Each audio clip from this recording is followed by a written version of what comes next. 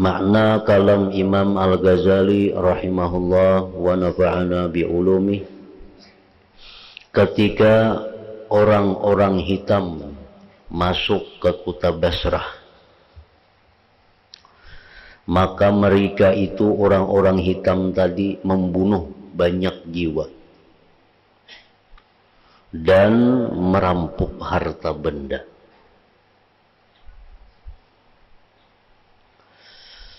Maka berkumpullah teman-teman Sahal kepadanya, lalu berkata, alangkah baiknya jikalau kamu meminta kepada Allah Ta'ala untuk menolak mereka.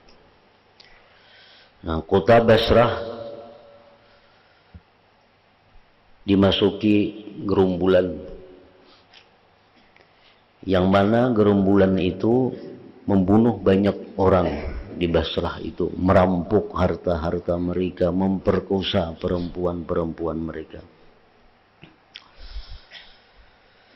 Sedangkan di waktu itu ada seorang waliullah yang bernama Sahal bin Abdullah At-Tustari, yang mana Imam Sahal ini dikenal orang sebagai wali dan mujabud dakwah, doanya selalu dikabulkan Allah.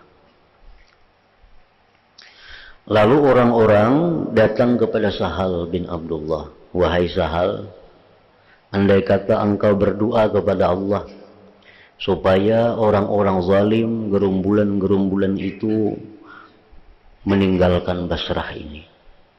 Karena sudah banyak orang-orang kita yang mati, harta dirampas, perempuan diperkosa, dan lain-lainnya.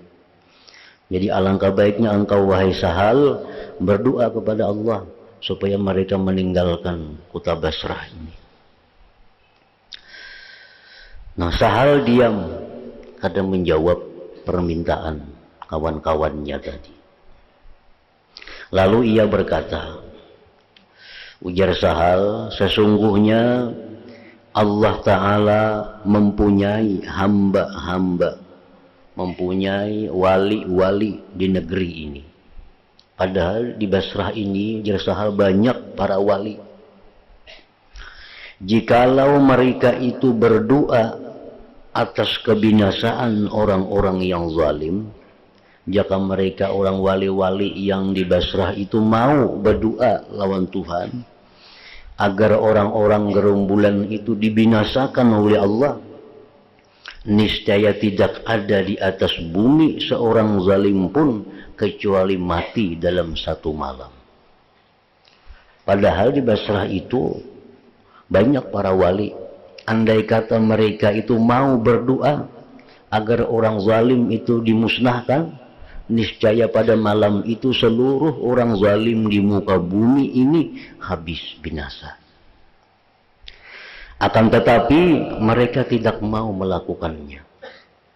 Tetapi wali-wali itu kadang mau berdoa kepada Allah agar perampok-perampok itu dijauhkan, agar gerombolan-gerombolan itu meninggalkan Basrah. Mereka kadang mau berdoa.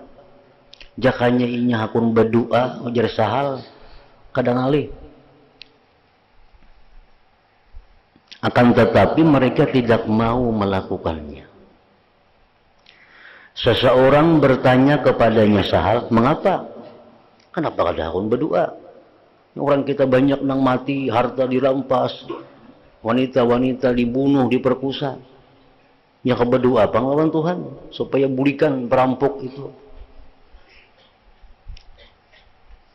Sahal menjawab, karena mereka tidak menyukai apa yang tidak disukai olehnya Allah Subhanahu wa Ta'ala. Artinya para wali itu mereka berdoa kepada Allah kalau sudah ada isyarat dari Allah untuk berdoa. Nah, si wali-wali itu mereka akan berdoa kepada Allah kalau ada isyarat, ada petunjuk dari Allah untuk berdoa. Selama tidak ada isyarat dari Allah untuk berdoa, mereka tidak akan berdoa. Dan mereka pasti akan mengetahui apa hikmah yang terjadi di belakang kejadian-kejadian itu.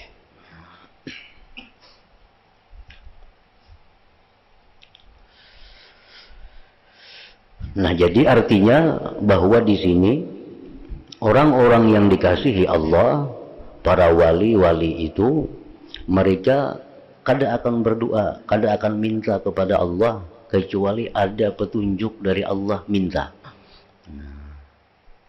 Kecuali ada isyarat dari Allah, berdoalah. Nah, hanya mereka mau berdoa. Walaupun itu musibah, walaupun itu bencana, apapun, selama belum ada isyarat petunjuk dari Allah untuk berdoa, nah, mereka kada akan berdoa, kada akan minta dikeluarkan dari musibah, dari bencana itu. Nah, apa isyarat yang mereka dapat dari Allah sehingga mereka itu bisa berdoa, sehingga mereka itu mau berdoa? Nah, isyarat yang diberikan Allah kepada mereka itu untuk berdoa, artinya bahwa doa mereka itu kada bertentangan dengan apa yang ditakdirkan oleh Allah Subhanahu wa Ta'ala. Nah, apabila yang mereka kehendaki itu kada sesuai dengan apa yang ditakdirkan oleh Allah pada masa dahulu, pada masa azali, Allah kada akan memberikan isyarat kepada mereka untuk minta kepada Allah.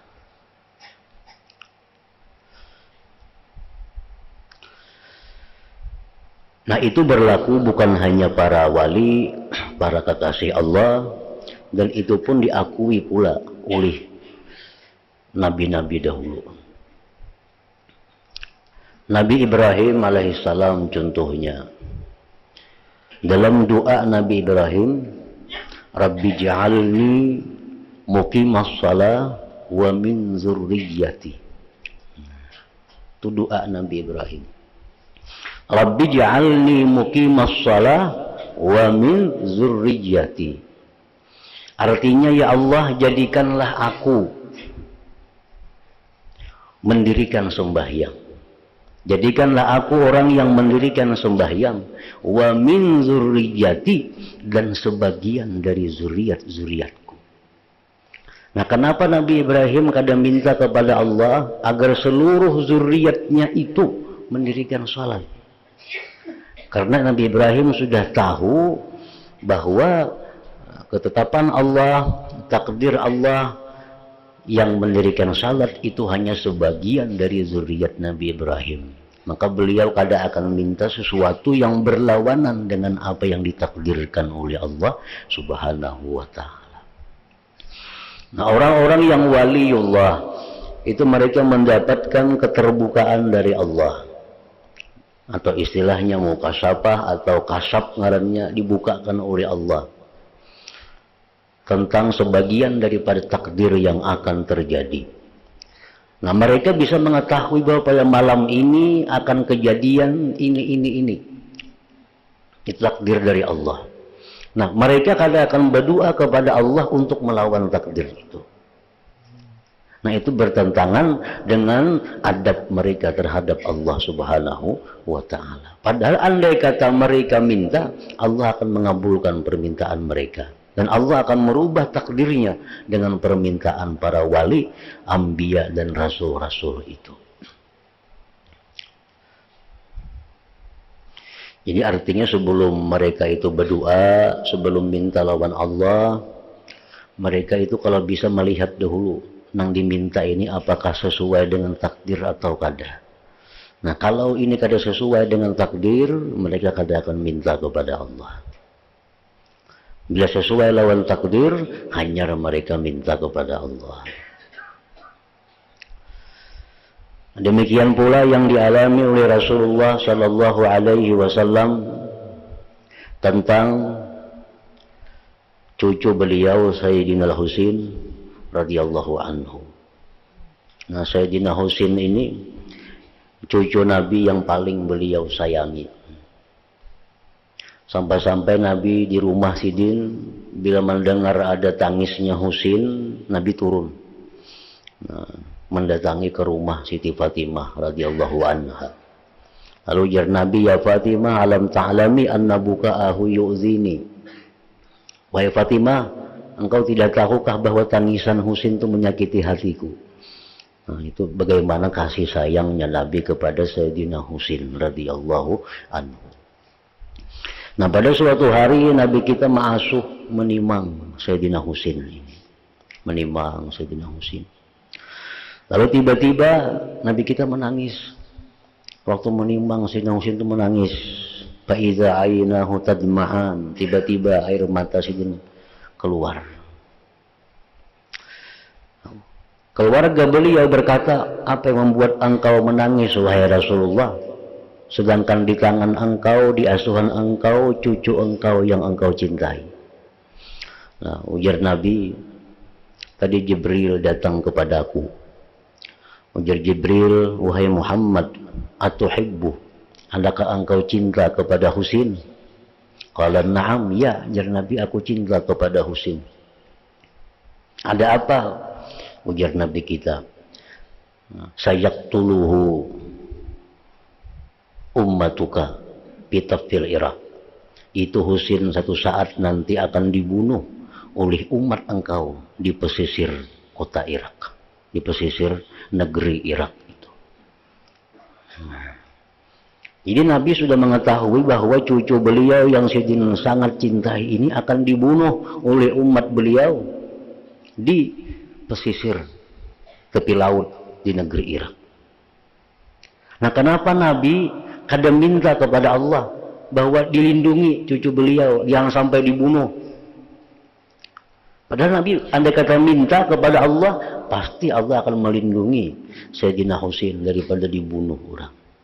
Tapi Nabi kita kadang minta kepada Allah agar Sayyidina Husin itu dilindungi, dipelihara daripada pembunuhan. Nah, apa yang terjadi memang demikian.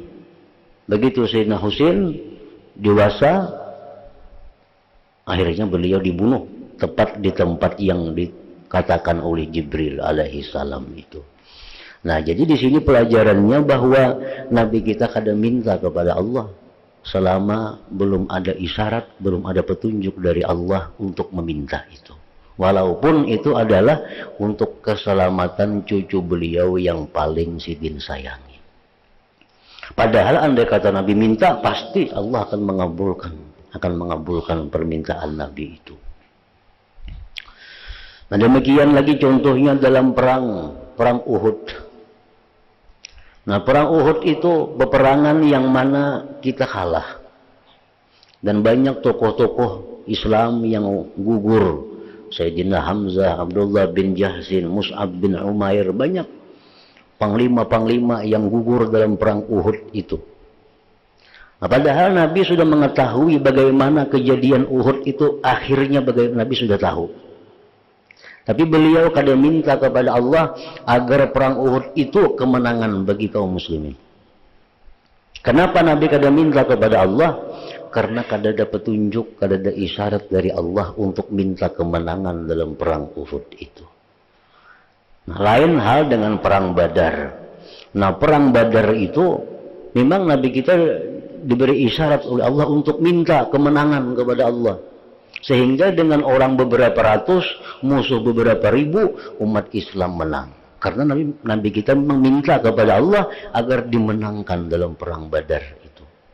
Nah, jadi itu sunnah para nabi, sunnah para rasul, sunnah para aulia-aulia, bahwa mereka tidak akan minta kepada Allah sebelum mereka mengetahui bahwa yang mereka minta itu memang dicintai oleh Allah Subhanahu wa Ta'ala. Nah, seperti demikian juga halnya yang terjadi di Irak tadi, Basrah tadi. Perampok datangan menyerang kota Basrah, membunuh, merampok, memperkosa. Padahal ada sedikit wali-wali di Basrah itu, ada sedikit kubur-kubur aulia di sana. Kenapa mereka kadang minta agar dihindarkan dari musibah itu?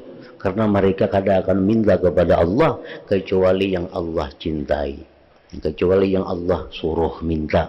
Hanya mereka minta kepada Allah Subhanahu wa Ta'ala. Kemudian sahal menyebutkan dari apa yang diperkenankan oleh Allah akan beberapa perkara di mana ia tidak sanggup untuk menyebutkan semuanya. Padahal doa-doa para wali itu banyak yang dikabulkan oleh Allah. Contoh-contohnya disebutkan oleh sahal. Ada orang wali minta supaya matahari ditahan, jangan tinggalan dulu, jangan ditunggu lagi, matahari berhenti dari perputarannya. Ada yang minta si fulan yang mestinya mati hari ini ditunda umurnya sampai 2-30 tahun, bisa terjadi. Sebenarnya kalau para wali itu minta, doa mereka dikabulkan oleh Allah. Tapi karena adab mereka kepada Allah, mereka kada akan minta kecuali memang dari Allah, bukan dari nafsu atau diri mereka.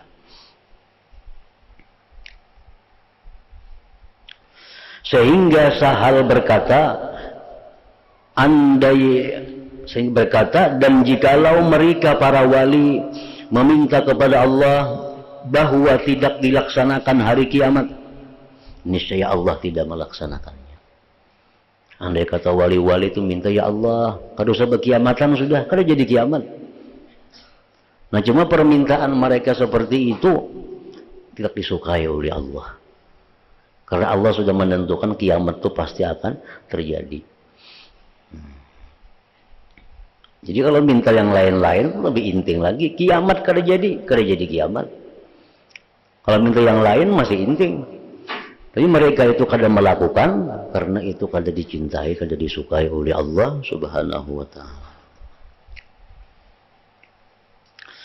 Dan inilah perkara-perkara yang mungkin pada dirinya. Memang terjadi demikian adanya. Sejarah-sejarah demikian. Maka barang siapa yang tidak beruntung dengan sesuatu pun daripadanya, maka tidak semestinya ia kosong dari mempercayai dan beriman dengan kemungkinannya. Orang-orang yang belum bisa menduduki martabat kedudukan orang-orang mulia seperti tadi, kayak kita misalnya kada mampu menempati martabat para wali-wali yang besar, yang sedemikian karamat-karamat mereka. Kalau kita kada mampu duduk di situ, maka paling kada kita mempercayai berita-berita mereka itu. Paling kada kita percaya tentang kabar-kabar mereka itu. Karena sesungguhnya kudrat Allah itu luas. Anugerah itu meratai. Keajaiban alam mulki dan alam malakut itu banyak. Dan kekuasaan Allah Ta'ala itu tidak ada kesudahan baginya, dan anugerah Allah kepada hamba-hambanya yang dipilihnya itu tidak ada batas akhirnya.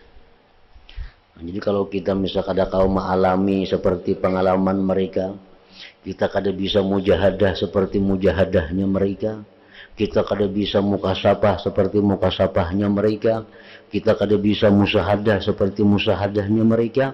Nah, minimal kita mempercayai apa yang disampaikan oleh mereka itu.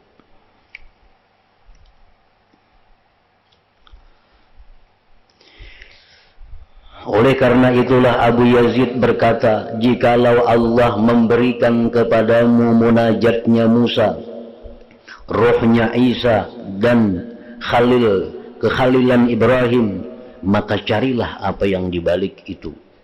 Sesungguhnya di sisinya Allah kekuasaan yang melebihi itu berlipat ganda. Artinya andai kata kita sudah diberi Allah kedudukan martabat seperti martabatnya Nabi Isa, seperti martabatnya Nabi Ibrahim, martabat yang lain-lainnya diberi Allah, tetap kita disuruh minta kepada Allah agar ditinggikan lagi martabat itu. Karena martabat itu kada ada kesudahannya di sisi Allah Subhanahu wa ta'ala. Jangan merasa puas dengan apa yang diberikan Allah kepada kita, baik itu ibadah zahir atau ibadah batin. Jangan merasa puas, karena yang lebih luas daripada itu masih tersedia di sisi Allah Subhanahu wa ta'ala.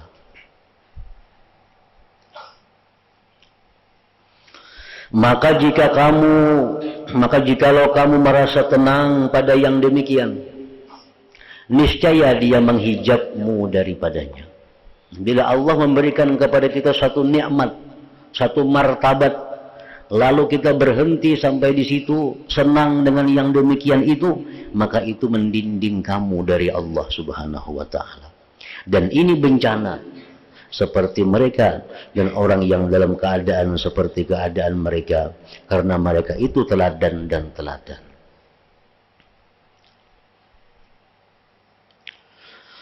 Sebagian orang yang arifin berkata, diperlihatkan kepadaku 40 bidadari.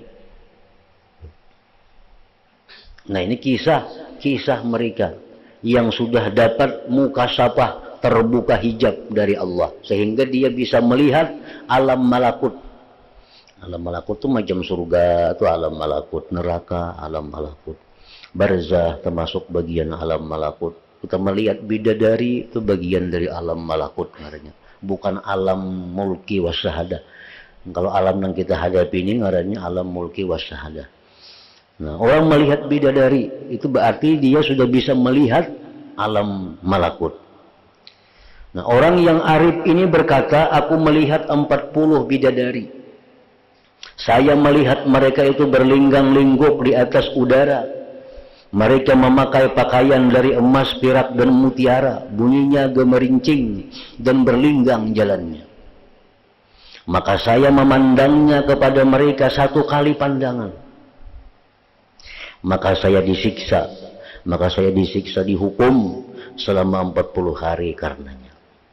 Nah, ini godaan, cobaan orang yang merasa puas, orang yang merasa nikmat, orang yang merasa lezat dengan sesuatu yang diberikan Allah kepadanya tanpa menghendaki ketinggian derajat yang lebih tinggi.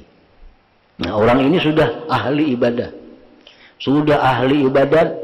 Diberi Allah cobaan berupa dilihatkan alam malakut. Dia bisa melihat surga, bisa melihat bidadari, bisa mengetahui isi hati orang, bisa tahu perkara-perkara gaib.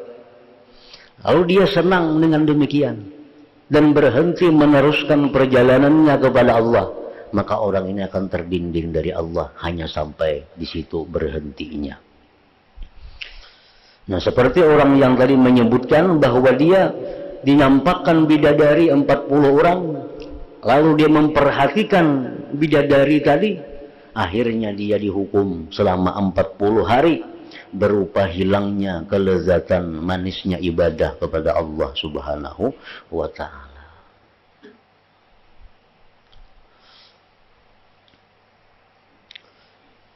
Orang yang hatinya banyak bergantung kepada selain Allah, orang yang hatinya banyak mencintai lebih daripada mencintai Allah, orang ini pasti kada akan dapat apa yang dinamakan halawatul iman, manisnya iman. Kada akan dapat orang ini halawatul ibadah, manisnya ibadah itu. Karena itu hukuman bagi orang yang hatinya masih bergantung kepada selain Allah, itu jelas sudah akan dihukum. Hukumannya apa? Dicabut, dijauhkan manis ibadah daripadanya. Padahal itu bukan sesuatu yang haram. Cuma karena hati kita ini begitu bergantung kepada itu, mencintai luar biasa kepada itu, sehingga kita lupa kepada Allah. Nah, itu kita akan dihukum sudah dengan manisnya ibadah itu. Orang yang berbuat dosa, berbuat maksiat kepada Allah, itu sudah kita ketahui orang ini akan dihukum oleh Allah. Hukumannya apa? Bisa kada diberi Allah taufik untuk beribadah. Itu secara nampak zahir orang suka melakukan haram, berkata yang haram, melihat yang haram. Ini orang kada akan bisa untuk melakukan ibadah-ibadah yang afdal, ibadah-ibadah yang mulia. Karena itu perkara-perkara yang haram. Kalau orang yang suka memperbuat yang makruh-makruh, walaupun inyak bisa beribadah, tapi inyak kada akan diberi kehusuan dalam ibadah itu. Karena masih suka berbuat yang makruh. Nah, jadi kalau orang suka berbuat yang haram, beribadah pun berat. Apalagi khusyuk, apalagi manis. Nah, kalau orang suka berbuat makruh, beribadah bisa mudah, tapi kada diberi kekhusyuan ibadah itu. Nah, orang yang berbuat yang haram sudah dijauhkannya, yang makruh dijauhkannya, tinggal lagi orang ini suka berbuat yang sia-sia, yang lalai kepada Allah. Nah, dia bisa melakukan ibadah, bisa khusyuk, tapi kada dapat manisnya ibadah itu. Nah, seperti orang arifin tadi berkata, suatu hari aku dinampakkan bidadari, maka aku terpesona melihat bidadari itu. Akhirnya aku dihukum 40 hari kehilangan manisnya ibadah kepada Allah Subhanahu wa ta'ala.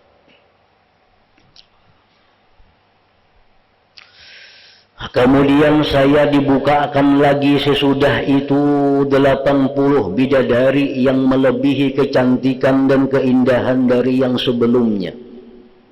Ini sudah tubat nih, sudah menyesal. Semalam ditampaikan bidadari, hulingang melihat bidadari, takjub. Hanya 40 yang diperlihatkan, lalu hilang manis ibadah. Sekarang sudah tubat dari yang demikian.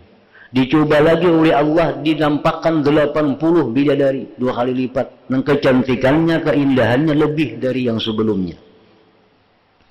Lalu dikatakan kepadaku, lihatlah mereka itu bidadari, bunga seperti yang semalam orangnya. Orang yang arifin itu terus berkata, maka sujudlah saya, dan saya pejamkan mataku di dalam sujudku, supaya saya tidak melihat kepada mereka. Dan saya berdoa, saya berlindung kepadamu dari sesuatu selain engkau. Tidak ada hajat bagiku dengan ini. Maka senantiasa saya berdoa, sehingga Allah menyingkirkan mereka daripadaku.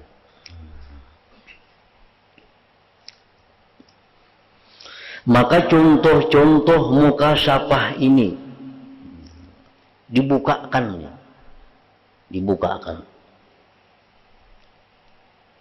Tidak semestinya diingkari oleh orang mukmin. Mesti jangan diingkari, jangan kada dipercayai. Karena bangkrutnya untuk mendapatkan yang seperti itu. Arti bangkrutnya itu karena dia tidak mendapatkan seperti itu. Karena dia kadang mendapatkan seperti itu, hendaknya dia jangan mengingkari kepada orang yang mendapatkan itu.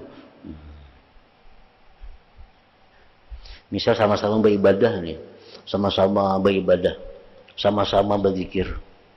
Lalu jarang kawan, aku tadi ada melihat orang baju jubah masuk ke sini, buas orangnya. Aku udah melihat. Nah, ya jangan mengingkari itu, karena seorang mungkin kada melihat, kawan bisa melihat. Nah, tidak sepantasnya orang mukmin itu mengingkari apa-apa yang terjadi bagi seorang mukmin lainnya daripada hal yang disebut dengan keterbukaan perkara-perkara yang gaib tadi. Maka jikalau setiap orang tidak beriman melainkan dengan sesuatu yang ia menyaksikannya dari dirinya yang zalim dan dari hatinya yang keras, niscaya sempitlah jalan iman atasnya. Amun inya mengukur kepercayaan itu dengan ukuran dirinya, inya mengukur lawan ukuran dirinya seorang, nah, sempitlah bagi orang itu jalannya iman. Ini ukurannya, asalnya orang tuh kayak inya semuaan. Nah, ada orang melihat bahwa percaya, buktinya aku juga kada melihat. Seorang jadi ukurannya.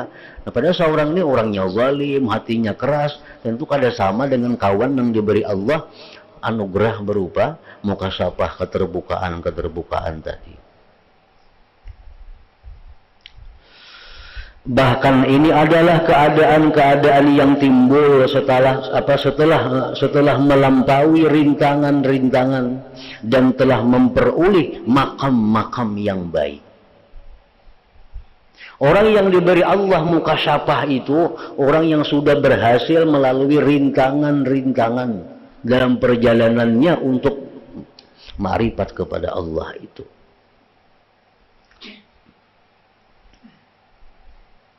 Ini kita umpamanya kita hendak berjalan menuntut ma'rifatullah. Maka Allah akan membukakan jalan seluas-luasnya kepada kita, asal kita ada kemauan yang kuat untuk itu. Nah, dalam perjalanan ini pasti akan dilalui cobaan-cobaan, halangan-halangan untuk sampai ke tempat yang kita maksud itu. Apa yang diberikan Allah halangan-halangan kepada kita? Satu, bisa diberi Tuhan dahulu halangan itu berupa kepakiran, kemiskinan. Ini orang ini hendak jadi kekasihnya Allah, hendak jadi orang yang dekat lawan Allah, lalu nyoba ibadah lawan Tuhan, menghindari nang haram, menjauhi nang makruh, ibadah bewiritnya banyak. Nah, orang ini pasti akan dicoba oleh Allah. Apa cobaannya? Macam-macam. Namun yang pasti cobaan itu ada berupa kepakiran, kemiskinan. Nah, hanyar mulai umpat mengaji, hanyar mulai umpat bewirit, hanya mempunyai umpat yang kaya orang berbuat baik, sudah macam-macam hilangan. Harta di sini hilang, harta yang di sana diambil orang. Nang kada musinya binatang ternak mati-matian. Hanya seminggu umpat mengaji kayak orang, berwirid dan kayak orang. Diuji oleh Allah, apakah bujur atau kada orang ini hendak dekat kepada Allah. Nah, diuji oleh Tuhan. Nah, bila itu lulus, artinya kepakiran yang dia hadapi itu kada merubah sikapnya. Tetap inya menuntut ilmu, tetap inya berwirid yang banyak, tetap inya menjauhi yang haram, walaupun kepakiran miskin hidupnya. Nah, lulus, Allah akan mengujinya lagi dengan ujian kekayaan. Kekayaan. Diberi Allah dia rezeki yang berlimpah ruah, yang kada terkira-kira datangnya dari mana. Nah, bila di sini dia terhenti dengan kekayaan itu, maka berhentilah jalannya menuju kepada makrifat Allah tadi. Nah, karena kesibukan banyak berisi harta, akhirnya yang ini kada tak malakan lagi, yang ini kada tak urus lagi, yang ini kada tak kaji lagi, kada sudah kebanyakan berisi harta.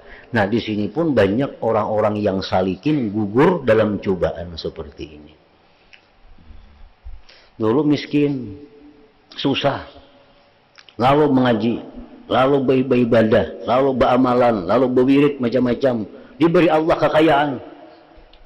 Nah, lalu akhirnya mengaji kada kaubaran lagi, berwirid kada kaubaran lagi, sampai yang berjamaah kada sempatan lagi karena kebanyakan yang diurusi. Nah, ini berarti orang ini gugur di dalam ujian ini. Nah, bila ujian kekayaan ini dia selamat, dia bisa lulus, nah, itu masih banyak cobaan-cobaan zahir berikutnya.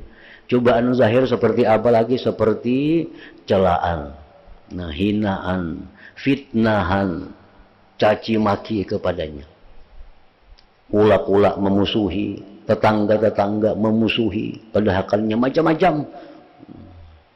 Ini sebenarnya cobaan dari Allah, bagaimana dalam menjalani jalan Allah, apakah terus atau ia sibuk menghadapi cobaan-cobaan itu.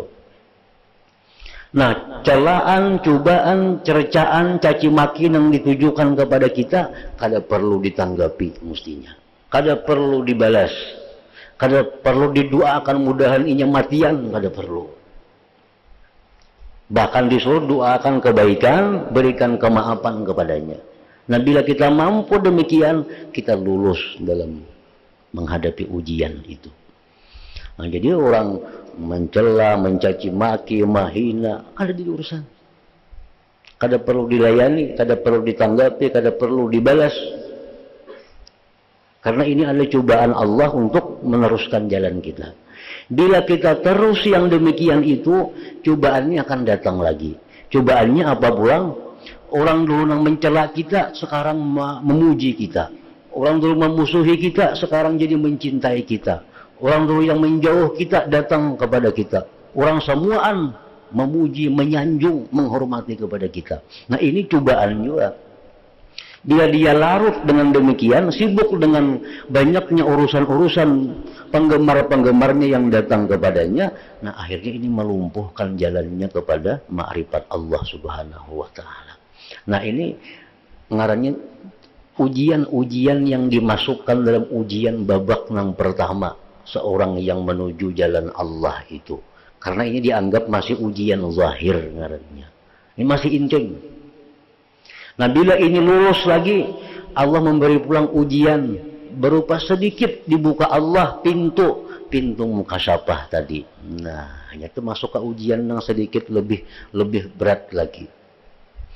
Diperlihatkan Tuhannya bidadari, walaupun tangannya hanyar. Diperlihatkan surga, gerbangnya hanyar. Diperlihatkan. Bila orang ini senang dengan demikian, dia merasa puas dengan apa yang dihasilkan ini, nah dia akan terhenti daripada jalan ma'rifatullah itu. Nah, jadi melalui perjalanan yang panjang, cobaan-cobaan seperti itu bisa lulus seseorang dalam sebulan, bisa lulus dalam 6 bulan, dalam sehari, 10 tahun, 70 tahun, tergantung Allah Subhanahu wa taala yang memberikan petunjuk hidayah kepada orang tersebut. Nah itu yang disebut ngarannya setelah melampaui rintangan-rintangan dan telah memperoleh makam-makam yang banyak, yang sekurang-kurangnya adalah ikhlas dan mengeluarkan bagian-bagian nafsu dan memandang makhluk dari semua amal perbuatan, baik yang zahir maupun yang batin. Kemudian menyembunyikan yang demikian dari makhluk dengan menutup halnya. Nah kalau kita diberi Allah cobaan-cobaan seperti tadi, lalu kita sudah berhasil melampauinya, nah maka itu hendaknya disembunyikan daripada makhluk, kada perlu diceritakan, kada perlu dikisahkan, sehingga tinggallah dibintingi dengan binting khumul, tidak dikenal, tidak diketahui orang. Maka inilah permulaan suluk perjalanan mereka dan sekurang-kurang makam mereka. Dan itulah yang paling sukar didapat pada manusia yang bertakwa tadi. Dan sesudah pembersihan hati dari kotoran berpaling kepada makhluk, maka melimpahlah padanya cahaya yakin dan terbukalah baginya pokok-pokok kebenaran.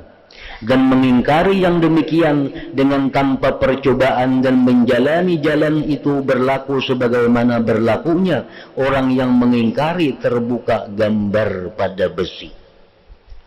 Orang yang kada suah menjalani jalan itu,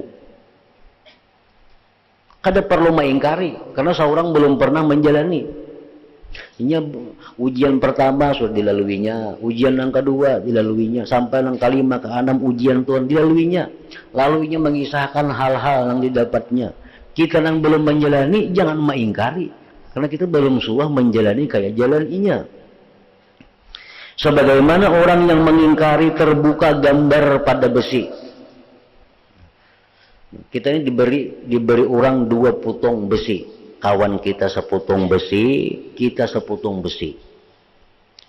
Nah, 2-3 bulan kemudian, ujar kita lawan kawan, besi na ampun kutu, aku kalau beceramin di situ.